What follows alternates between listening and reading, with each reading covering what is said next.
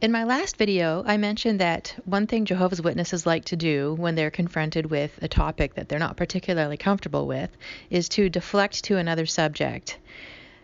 Two of their favorite things to deflect to are the Trinity and hellfire.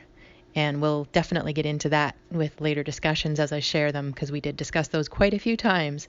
But for now, what I wanted to do is just share the portion that I did cut out from the last video, where they deflected to another favorite topic, which is the purpose of Jehovah creating the world. And for them, it's about paradise earth and what you can get one day. And that's the direction they want to take you down.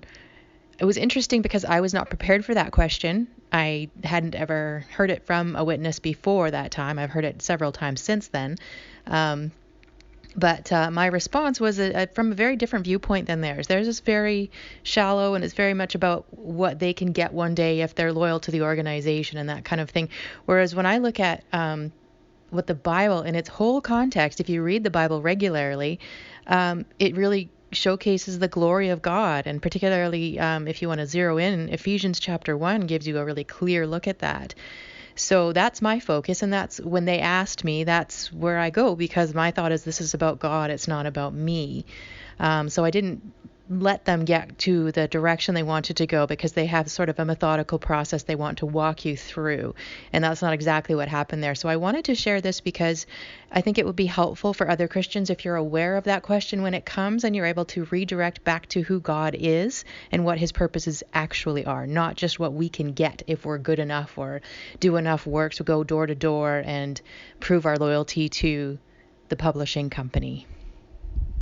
Yourselves and tell me, come back and tell me what they have to say about that. You can see the reason that they're of the heavenly class, they're going to be ruling with Christ Jesus in his kingdom. They're going to be bringing the effects of that kingdom to the earth, to the subjects.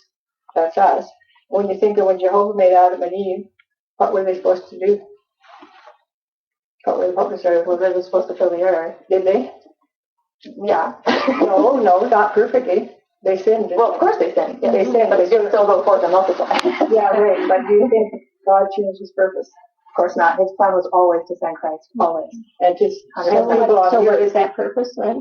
People on his the earth. purpose is just to display the fullness of him for his glory, and to show his wrath, his justice, his holiness, his mercy, his love, his goodness, and show the full expression of all who he is. He already does reign over the earth. No, Satan does. Yes, so he's over Satan. So he is over God. Right now, the ruler of this world. Yeah, Satan is definitely God. And he's going to been let loose. Yeah, definitely. But God is so sovereign. But they're going to rule over the earth. We're the subjects. A kingdom means subjects, right? Yes. Yeah, but we were talking about the theme of the Bible. That's really basically what the theme of the Bible. Well, really, what's it's like a book of instruction to us, isn't it? Well, it's partly, but I would say more than that. It's indicative and imperative. So indicative, it tells us who Christ is. It tells us what the Lord has done for us. Yeah, and then it also instructs us, right? It tells us how if we are saved, what we do, how we are to live to know the Lord. If we're going to believe in the Bible, who Christ Jesus is. Yeah. And it's what's really interesting when you look at it as a whole. That actually gets to one of my other questions. So when you look at the scripture as a whole, the whole Old Testament is filled with types and shadows, all pointing to Christ. Okay. And they both point to the middle point, which is Christ, right? Everything is all referenced. Yeah, he did perfectly. Yeah. So and he's reigning right now in heaven. Absolutely, yeah. He's sat down at the right hand of the Father, and so he's reigning. But you don't think he's here on earth, though. You think he's in heaven. Well, he's a spirit creature, right? He's a spirit. He is spiritual, of course. Yeah. So he can't. He is fully God and fully man, though. And the scripture is quite clear on that. He's the archangel. He's a that's another I know. Well, then I'd like to at some point, but I just don't want to keep you guys too long. That's a big subject. So we don't want to be jumping over different. Right, exactly. Let's stay on target. Yeah, that's good because then we get somewhere. I don't like jumping around a lot. I'd like to get deep. Nothing is settled. Exactly. Yeah.